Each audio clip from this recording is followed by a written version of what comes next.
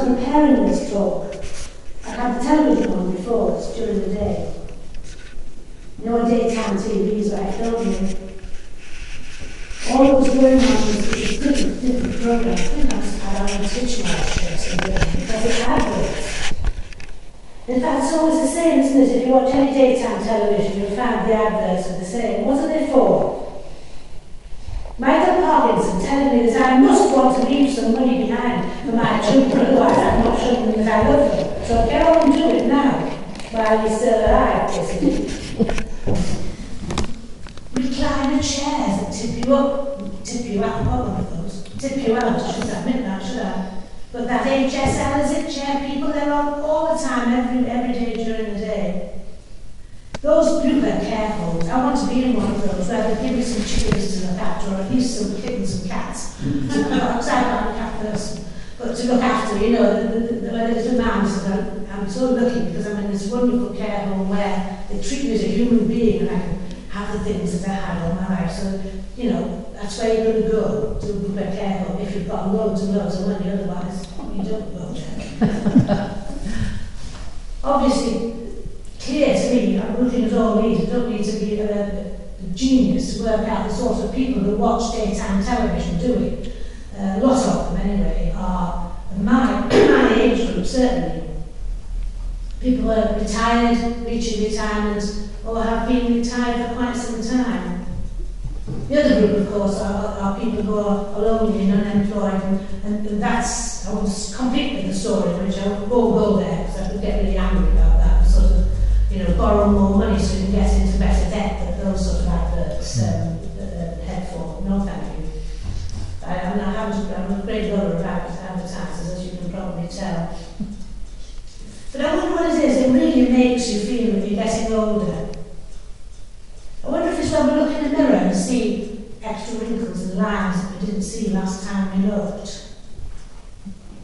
Is it when we feel that first twinge in the knees when we get out of the chair and think, oh dear me, must be getting older? Is it when we go to buy something that we haven't bought for ages and ages, like something for the children that you haven't bought since your children were children, and you look at the price and think, what the gracious me, can't believe that. Or maybe it's the death of a friend who you were at school with, who's not very much different to you in age, and all of a sudden you're brought up short. Somebody was talking to me the other day, and we realised that we talked once upon a time when we were young, we used to talk about people who was getting married, and then who was having babies, and now it's who's ill and who's died. It is a sign that you're getting older when this sort of thing starts happening. Or maybe it's a first grey hair. Do you know that can happen when you're quite young? I got my first grey hair when I was 21 and it was here. And I started pulling them out. And I pulled them out for a long time. Then when I was 30 something, I started out, believe it or not, my hair's the same colour as Cat's. Was one day. And I started pulling them all out, and then I started having blonde streaks in them to hide it. And then when I was about 42, my hairdresser said, well, Patricia, because it was called me Patricia, I think the day has come. And I went this colour, and I've been this colour ever since. And it's much gentler and kinder to all the wrinkles. And it also, different colours. The grey's in there, but there's a bit of yellow as well, so it doesn't look too bad. It's not all one colour. I like it. But it happens, and it does make you feel older, these sort of things.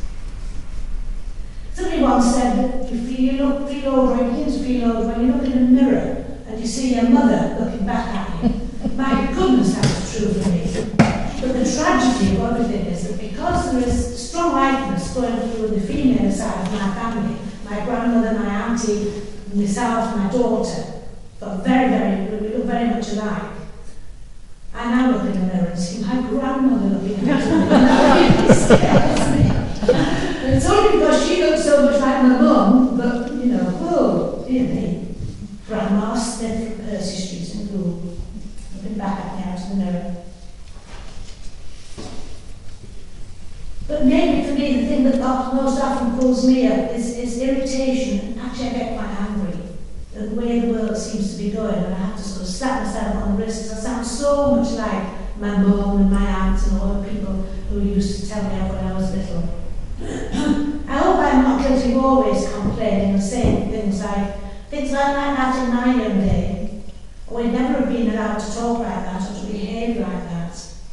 One of my pet ones, I have to confess, is whatever happened to please and thank you. I never say it, but my goodness, does it go through my head. My little granddaughter said to me something the other day, she said, "Please, Granny Pat, can I have such and such?" And I thought she's obviously getting through to us. I always say please when she doesn't ask me.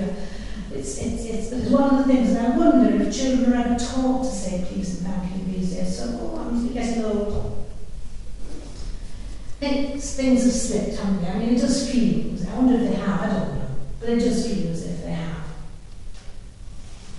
Of course, broad generalisations like this aren't very fair, and they're dangerous, and they often give a false picture. We all know the good old days never really existed, don't we? Poverty, illness, inequality, much, much worse in Victorian England than they are now, I'm sure. We're already complaining about things. We've got the National Health Service, we've got care, we have got a lot of those people over 100 years ago certainly didn't have. But it's the I culture that we have in the 21st century, the way people always seem to put themselves first, the way our own rights are the only thing that matter. We seem to forget conveniently that other people actually have rights as well. And the culture of blame, which I really don't like, which has been encouraged by really unscrupulous people. I think that's one of the things that's come over from America. Every time something goes wrong, somebody has got to take the blame. Somebody has got to. It never seems to be me. Somebody has to take the blame and pay the price anyway. There are many things that sometimes make me feel that I no longer actually belong in the world that I live in. And it's strange, but I often find myself thinking, do you know, in spite of the aches and pains, I don't think I would wish to be younger, because I don't think I would like to be facing the future in the world that we're living in now. But you see, my parents felt like that. It was a war. Good gracious me, what would have been worse than that? They probably wondered what the world would be like if the war ever ended. So perhaps it's not that different. But when I thought what's changed, I thought, well, society has definitely changed. Things around us, and society at large, seems to be changing very, very fast. But the more I look at it, and the more I thought about this, the more I thought, and read the Bible as well, people really haven't changed that much. I sometimes see children playing, you know, I'm a teacher by trade, and you think about children always on computers, but sometimes you see children playing and you think, it's what we've done to them. Children inside here, they're really no different. They'll play with cardboard boxes like we did when we were children, like my children did. Give them the chance. And it really is, it's a fact that people haven't actually changed very much. The New Testament was written, as we know, 2,000 years ago or so, around that time. But if we read the letters that Paul wrote to the churches in Corinth, Ephesus, Galatia, Philippi, all those familiar names that we have in the Bible. We read letters written by John, James, Peter, and Jude to the early Christian communities of those days. What we read are letters by church leaders, their church pastors, addressing the same self-problems as people have to address today. All problems. Paul's letters are amazing. Those churches, they were no different to many of the people that we have in our churches today. There's just nothing new in the world. People were being selfish. Goodness me, we still see that today, don't we? People were being greedy. We know this is still a problem in our society. People were behaving in an arrogant and self-righteous way. There still seems to be plenty of that about, doesn't there? I'm sure you could have plenty about this, and I could. But those Christians, we shouldn't be like that, should we? Do you think? Do you think we're meant to be different? Somebody once said to me, you can't be a secret Christian. If you're a Christian, somebody ought to be able to tell the difference. A Christian is one who's accepted that Jesus was, and is, the Son of God. That he died on the cross, suffering so that our wrongdoings could be forgiven. A Christian is Christ's one. Someone who, through his belongs to Christ. Surely, if we owe him that, if we belong to him, we should try and live as he did, and as he would want us to live. And that is loving, forgiving, and putting others before ourselves. It would be nice to think that we were like that, and we know that that's how we should be. But we aren't really, very deep down, so different from anybody else, and it makes it hard. The lessons in the Bible were written to Christians, those who accepted Jesus as God's Son, that he was the promised Messiah, the early Christians, the early Christian churches. Those believers were not living such a long time after Jesus was around and lived on the earth. Those letters were written to groups of believers who regularly gathered for worship and the breaking of bread, much like we do today.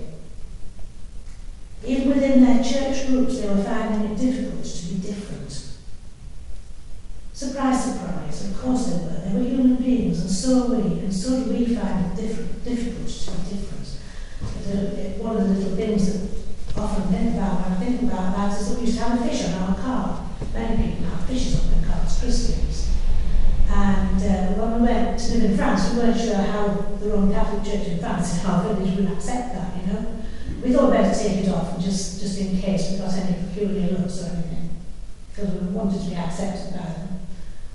And when we came to think about putting it back on, Gavin and I had a little conversation and thought, well, maybe not. If people who are watching you drive know that you're a Christian, is that good? It's not the time that we usually at our best, is it? And if we're trying to be witnesses for Jesus, our behaviour behind the wheel of the car is sometimes not a thing that we want people to see. So we didn't put the fish back on, we've never had one on since. If we're honest, as a rule, churches aren't model communities of good behaviour, are they? We do try to be. In many ways, we're just groups of people trying to get along, like any other group of people. We frequently forget that we're supposed to be different. But when relationships that bind a secular group are built on the wisdom and experience of man, the so-called worldly wisdom, James reminds us in this letter that we should be building our relationships on the wisdom of God and on prayer. Prayer by asking him for the help we need. Let's look first what he says about wisdom. He reminds us of a very different kind of wisdom, one that's in total contrast to the conventional wisdom of the world. As we get older, do we really get wiser? We talk about the wisdom of age, but where does that fit in with God's wisdom? As I look back, I'm sometimes amazed that life seems to have taught me so little. Surely so-called wisdom, if any, that we get from experience of life, is simply more of the wisdom of the world. The pure wisdom that comes from God shows itself in gentleness, peace, and love. It's a very different thing from being worldly wise. The worldly wise are envious, eager to get on, and keen to assert their own rights. James says, "For where you have envy and selfish ambition, there you find disorder and every evil practice. But the wisdom that comes from heaven is first of all pure, then peace-loving, considerate, submissive, full of mercy and good fruit, impartial and sincere." He suggests that true wisdom is God's will in action and has nothing to do with so-called human wisdom. God's wisdom fills life with those qualities that build human relationships up. Only God's wisdom enables us to see our life experiences in the light of eternal values. We need to be more than worldly wise. We need to be godly wise, if we're going to get along with each other as he wants us to do. So James addresses this. This is where he comes to prayer. He tells us we need to ask for God's help by praying. Quarrels with others, even between believers, result from human desires. We humans want more possessions, more money, more status, more recognition. And when we don't get what we want, We sometimes do say things that we're not proud of in order to have it. Instead of trying to grab what we want, we are told we should submit ourselves to God and trust Him to give us what we really need. In the first verses of chapter 4, James is quite fierce about this. He says, "What causes fights and quarrels among you? Don't they come from your desires that battle within you? You desire, but you do not have, so you kill. You covet, but you cannot get what you want, so you quarrel and fight. You do not have, because you do not ask God. And when you do ask, you don't receive, because you ask with wrong motives, that you may spend what you get on pleasure." James teaches about the problems we have because of the way we pray. He suggests that we often ask the wrong things for the wrong reasons, and even if we're asking for the right things, we may have the wrong motives. When you ask, you don't receive, because you do it with wrong motives, he says. When we pray, we should ask ourselves if we are really just asking for God's approval for what we've already planned to do, for what we want.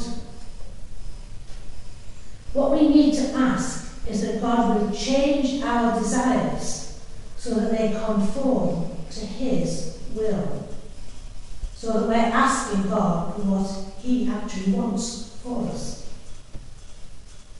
Jesus was totally obedient to His Father's will in every way. If we want to live as Christians, as Christ's ones, as people who belong to Him, we must learn to do as Jesus did, to live our lives in submission to the will of God our Father. James says, "Submit yourselves then to God. Resist the devil, and he will flee from you. Come near to God, and He will come near to you." When we pray, we need to submit to our Father, and we need to ask Him to change our attitudes and our desires and our hearts, so that what we want becomes what He wants for us. This way we can live according to those eternal standards that James talks about. We cannot achieve these high standards alone. Never in a million years. We need help. So when we pray, we need to ask for the help of the Holy Spirit. He's the great changer. He's the great structurer of our hearts. We need to ask Him to change us from the inside out.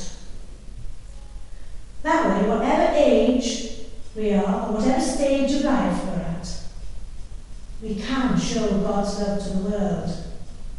And every part of the way we live our lives will reflect the life of His Son, Jesus.